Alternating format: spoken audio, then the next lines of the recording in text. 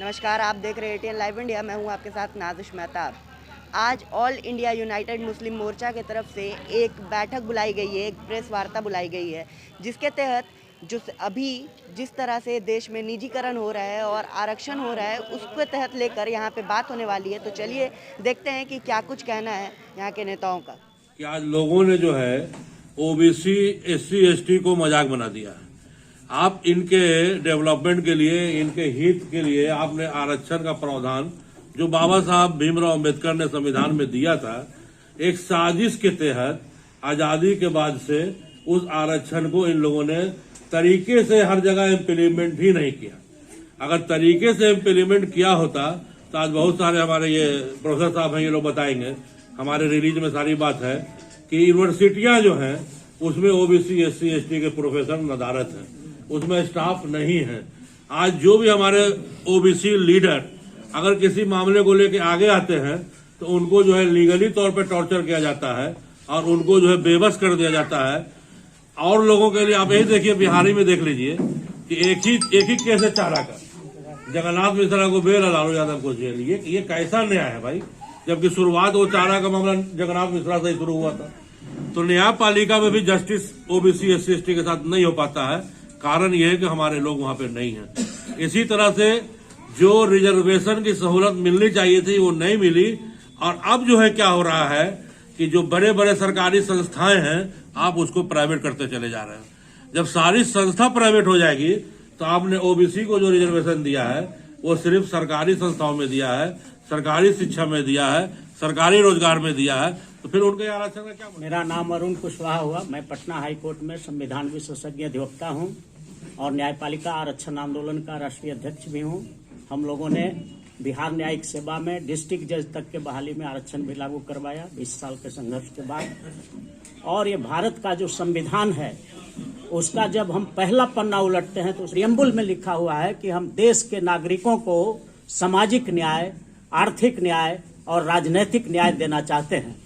और ये तीनों तरह का न्याय अंतिम रूप से सुप्रीम कोर्ट से होता है और हाई कोर्टों से होता है।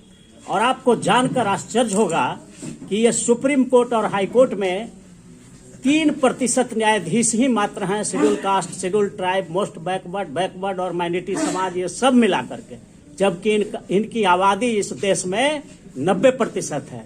तो 90% आबादी वाले समाज में जिनका अब हजारों नहीं लाखों की संख्या में वकील उपलब्ध हैं जो सुप्रीम कोर्ट हाई कोर्ट के जज बनने की काबिलियत रखते हैं, हाई कोर्ट में हैं, सुप्रीम कोर्ट में हैं, लेकिन ये सुप्रीम कोर्ट और हाई कोर्ट के जजेज की जो बहाली की प्रक्रिया है वो कॉलेजियम सिस्टम है जिसमें मनोनयन द्वारा कर दिया जाता है। अर्थात जिनके बाबा, दादा, परदादा, छरदादा जिनके जज हैं सुप्रीम कोर्ट हाई कोर्ट में, उन्हीं का बेटा, पोता, दामाद, भतीजा, भाई जज बन सकता है और बाहर का कोई भी आदमी जज नहीं बन सकता। शिक्षा की हालत है सरकारी स्कूलों में या कॉलेजों में या सरकारी इंस्टीट्यूशन में, वो क्वालिटेटिव नहीं है, क्वांटिटेटिव है। वहाँ साइकिल दे दिया गया, ये है, लेकिन शिक्षक आप देख रहे हैं वहाँ शिक्षक है ही नहीं।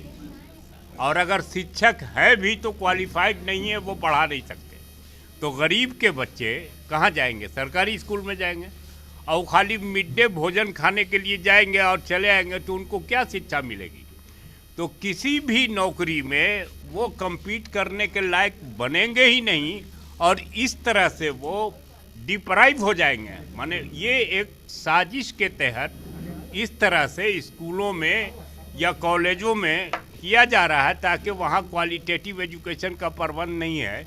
इसलिए सरकार ने अभी हरी झंडी दे दी है प्राइवेट यूनिवर्सिटीज़ खुले, ताकि वहाँ पर अमीर के बच्चे जा कर के, या जो अभी भी आज के दिनों में भी जो अच्छे स्कूल में कौन बच्चा पढ़ता है, जो जिनके पास जो आर्थिक रूप से मजबूत लोग हैं वही लोग वहाँ जाके पढ़ते हैं। और जाहिर सी बात है जब कोई भी कम्पिटिटिव इम्तहान होगा तो वही लोग कम्पीट करेंगे।